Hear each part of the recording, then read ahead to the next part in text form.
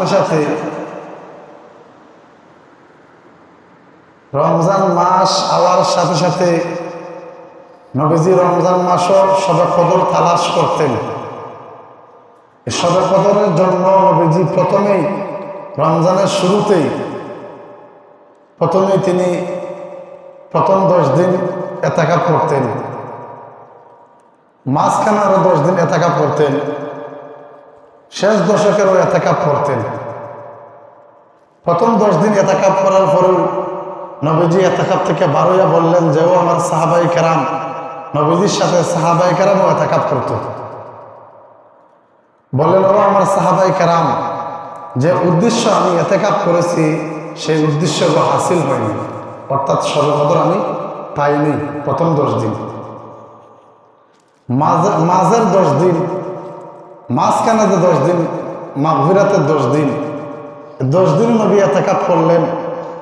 করার পরেও দেখা যায় এতেকাফের অবস্থায় নবীজি বললেন ও আমার সাহাবাই কেরাম, আমি এখন পর্যন্ত শবে কদর আমি পাই নাই, আরো 10 দিন এতেকাফ করব। যখন দেখা গেল আরো 10 দিন যখন শেষ দশকের এতেকাফ করলেন, এতেকাফ করার পরেও নবীজি বললেন ও আমার সাহাবাই কেরাম, ও শেষ দশকের ভিতরে আমি এই শবে কদর পেয়েছি, তোমরাও শেষ দশকে এতেকাফ করো এবং বেজুর রাত্রে শবে কদর তালাশ করো। সুবহানাল্লাহ। এই কারণে নবীজির জীবন দশা, নবীজির দ্বিতীয় হিজরি থেকে শুরু করে যতদিন পর্যন্ত নবীজি পৃথিবীর জমিনে বেঁচে ছিলেন, ততদিন পর্যন্ত যতটা রমজান পেয়েছেন, রমজানের শেষ দশকে নবীজি জীবনে কোনোদিন এতেকাফ ছাড়েন নাই, আর আমরা জীবনে কোনোদিন এতেকাফ করি নাই। কথা বুঝতে পারছেন? নবীজির শেষ জীবনে, নবীজির সারা জীবনে শেষ দশকে এতেকাফ জীবনে ছাড়ে নাই, আর আমরা জীবনে কোনোদিন এতেকাফ করি নাই। তাহলে নবীজির উল্টা কিনা আমরা? নবী একদিকে, আমরা আরেকদিকে।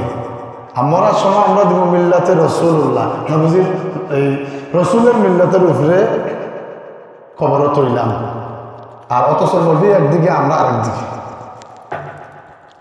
নবীজির মিল্লাতের উপরে থাকতে হইলে নবীজি 10 দিন এতেকাফ করেছেন সুন্নতে মুআক্কাদায়ে কিফায়া, আপনি ওইটা পালন করতে হইব। নবীজি যেভাবে চলছে সেভাবে চলতে হইব, নবীর তরিকা মানতে হইব, নবীর আদর্শ আপনার ভিতরে ফিটিং করতে হইব। নবীর আদর্শ যদি আপনার ভিতরে ফিটিং হয়ে যায়, তাহলে মিল্লাতে রাসূলুল্লাহ হইলেও কথায় আর কাজের মিল থাকবো। আর নবী একদিকে, আপনি আরেকদিকে। নবীর ভিতরে আসি নম্রতা, ভদ্রতা, আর আপনার শরীরের ভিতরে কড়কড়া আর বর্বরা। নবী একদিকে, আপনি আরেকদিকে। নবীর বাথরুমে যাবার সময় ডিলা লয়ে গেছেন, আপনার বাথরুমে ডিলা লয়ে যাবে, পানিও লয়ে যাবে। তাহলে নবীর চলা আর আপনার চলা লাখ দিন ব্যবস। নবীর সুন্নত একদিকে, আপনি আরেকদিকে। আর মরার সময় মিল্লাতে রাসূলুল্লাহ না, মিল্লাতে খতমুল্লাহ হইলেও আমি কথা বুঝাইতে পারছি। তাহলে নবীজি কেনে এই 10 দিন এতেকাফ করলেন, আর সেই শবে কদর কেনে নবীজি তালাশ করলেন? কারণটা কি? তা শবে কদরের মধ্যে, এই শবে কদরের রাত্রিতে কি এমন ফজিলত আসিল যে ফজিলতের কারণে নবীজি তালাশ করা শুরু করছেন প্রথম রমজান থেকে একবার শেষ রমজান পর্যন্ত।